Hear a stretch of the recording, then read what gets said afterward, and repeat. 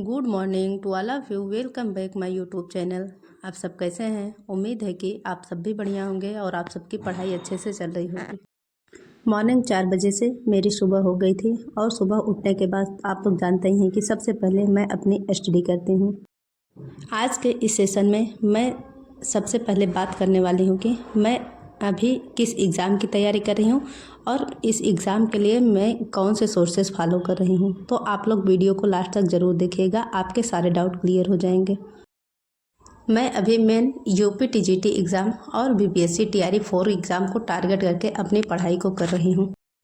मैं टीआरई 4 के लिए 6 to 8 एंड 9 to 10 की प्रिपरेशन कर रही हूँ, जिसमें कि मेरा सब्जेक्ट हिस्ट्री एंड पॉलिटी है और यूपी टीजीटी के लिए भी मेरा यही सब्जेक्ट है। तो मैं अभी खासकर यूपी टीजीटी को ध्यान में रख के अपनी तैयारी को कंटिन्यू कर रही हूँ, क्योंकि आप लोग को पता ही है कि 2022 का फॉर्म फिलअप हुआ है और अब एग्ज़ाम अप्रैल माह में होने वाला है। तो अगर हम अभी सब्जेक्ट की तैयारी कर रहे हैं तो दोनों एग्ज़ाम में काम करेगा। तो इसीलिए मैं अभी main target UP TGT exam पे कर रही हूँ, क्योंकि मैं यूपी से बिलोंग करती हूँ। तो first priority UP TGT exam को ही दे रही हूँ। ये तो रही एग्ज़ाम की बात। अब मैं बात करूँगी कि मैं इन दोनों एग्ज़ाम के लिए मैं किस सोर्स को फॉलो करके अपनी तैयारी को आगे कंटिन्यू कर रही हूँ। तो जब 2022 में यूपी टीजीटी की वैकेंसी आई थी, जून माह में वैकेंसी आई थी, तो उसी टाइम मैंने चंद्रा इंस्टीट्यूट से टीजीटी का बैच परचेज़ किया था। तो उस टाइम तो एग्ज़ाम हुआ नहीं और वो बैचेस लगभग जून से लेके जनवरी तक कंप्लीट हुआ था। तो मैंने उसके लिए हिस्ट्री एंड पॉलिटिकल साइंस का जितनी भी क्लासेस हुई थी वो उसकी सारी नोट्स बनाई हूँ। जितने भी लोग अगर चंद्रा इंस्टीट्यूट के ऑनलाइन बैच से पढ़े होंगे तो उनको तो पता ही है कि वहाँ पे टीजीटी पीजीटी के लिए अरविंद सर हिस्ट्री कंप्लीट करवाए थे। तो मैंने अरविंद सर का जो भी लेक्चर होता था उसका तीनों सब्जेक्ट का ancient history, medieval history and modern history तीनों का अच्छे से नोट्स बनाया है और उसी से अपनी तैयारी कर रही हूँ। हालांकि बाद में जाके वहाँ पे राष्ट्रीय आंदोलन का टॉपिक आनंद सर कंप्लीट करवाए थे, तो उनका भी नोट्स मेरे पास हैं। तो मैं अभी इन्हीं नोट्स को ज़्यादातर फॉलो कर रही हूँ। तो ये तो हो गई नोट्स की बात। अब फिर बात आती है बुक्स की।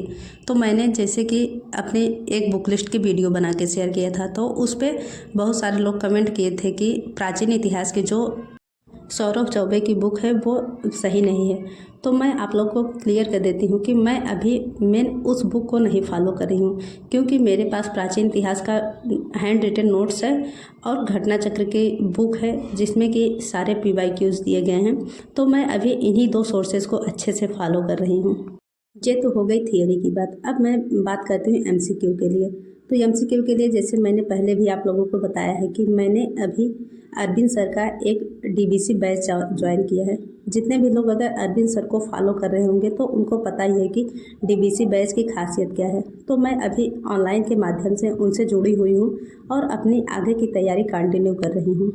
मेरे पास एक लोगों का कई सारा कमेंट आया था, तो उन्होंने मुझे सजेस्ट किया कि कोई GN सर का कोर्स है उसे परचेज करने के लिए। तो मैं आपसे क्लियर कर दूं कि मैंने ऑलरेडी एक बार ऑनलाइन कोर्सेज से अपनी तैयारी कर ली है और मैं प्रॉपर नोट्स बना चुकी हूं। और मुझे लगता है कि इधर उधर भटकने से ज़्यादा अच्छा ये है कि हम जिस बैच से पढ़ाई किए हैं उसी को बार बार रिवाइज़ करें, तो हमारी तैयारी बेहतर हो पाएगी।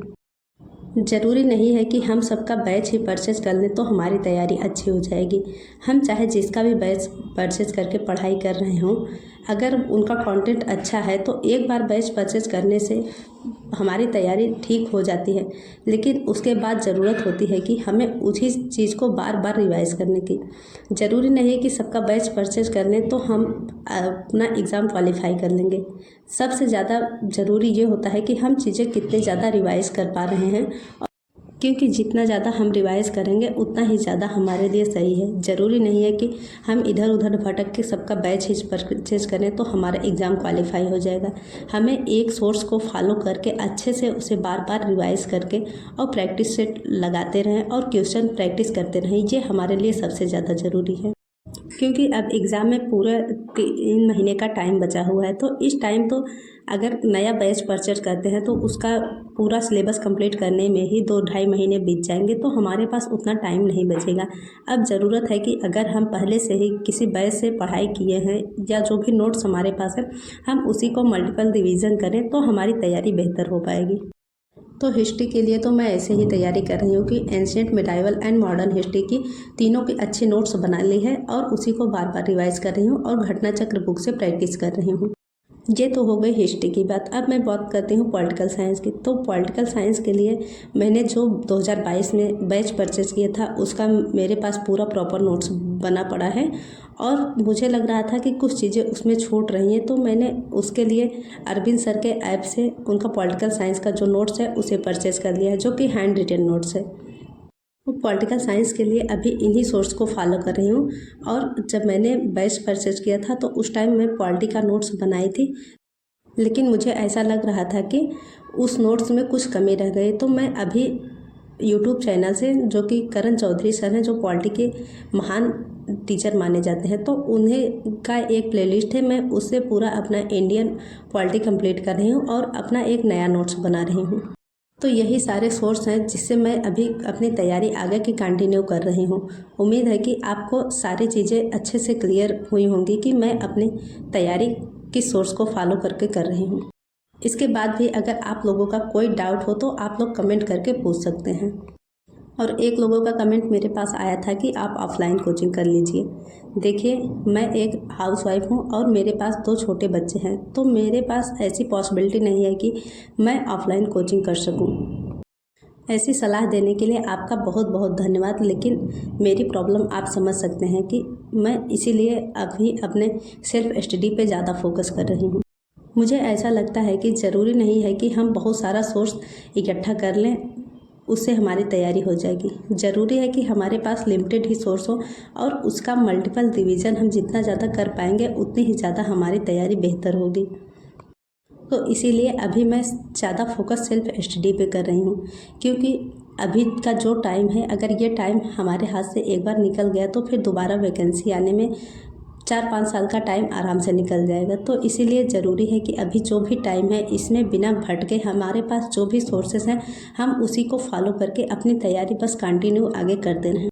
तो मैं कुछ इसी तरह से अपनी तैयारी कर रही हूँ और आप लोग इतना प्यार और सपोर्ट अपना दे रहे हैं उसके लिए बहुत बहुत धन्यवाद। और आप लोग बहुत अच्छी सलाह भी देते हैं, तो आप लोगों का बहुत धन्यवाद कि ऐसे ही मुझे गाइड करते रहिए, क्योंकि ज़रूरी नहीं है कि सारी नॉलेज हमारे पास ही हो। कुछ हमारे पास है जो मैं आप लोगों तक शेयर करती हूँ और जो आप लोगों तक है वो आप लोग मेरे साथ शेयर करते हैं, तो बहुत अच्छा लगता है। ऐसे एक कमेंट मेरे पास आया था कि जैसे कि मैं घटना चक्र बुक अभी पढ़ रही हूँ, तो उन्होंने ये कमेंट किया था कि जो भी अभी तक यूपी टीजीटी पीजीटी एग्ज़ाम में पूछे गए क्वेश्चन हैं उसकी क्लासेस करवा दीजिए। तो देखिए, अगर मुझे क्लासेस करवानी होगी तो इसके लिए सबसे पहले मुझे बुक परचेज़ करनी पड़ेगी, क्योंकि अभी मैं जो बुक पढ़ रही हूँ ये बुक मेरी फ्रेंड की है और मुझे उन्हें रिटर्न भी करना है। तो अगर आप लोग चाहते हैं कि मैं सारे PYQ की क्लासेस लेके आऊँ, तो आप लोग में से अगर 10 लोग भी यस कमेंट कर देंगे तो मैं इस पे ज़रूर काम करूँगी। लेकिन ज़रूरत है कि आप लोग भी अगर सहमत हैं तो फिर यस ज़रूर कमेंट करिएगा। ये तो हो गए सारे पढ़ाई से रिलेटेड बातें, और अब कुछ पर्सनल बातें शेयर कर रही हूँ। जैसे कि आप लोग देख रहे हैं कि 2-3 दिन से मेरा ब्लॉग नहीं आ रहा है, और इससे पहले मैं लाइव भी आके पढ़ाई करती थी।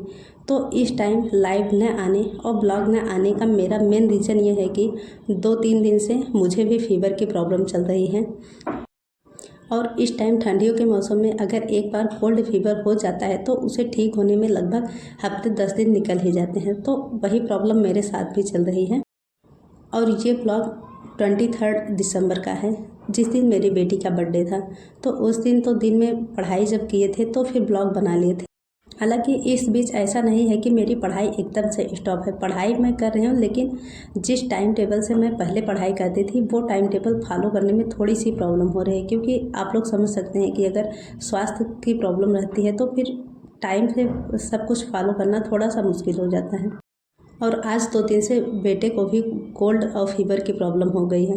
तो अगर अपनी तबीयत ख़राब रहती है तो फिर थोड़ा सा मैनेज हो जाता है, लेकिन अगर बच्चों की तबीयत ख़राब हो गई तो फिर मैनेज करने में थोड़ी सी प्रॉब्लम होती है।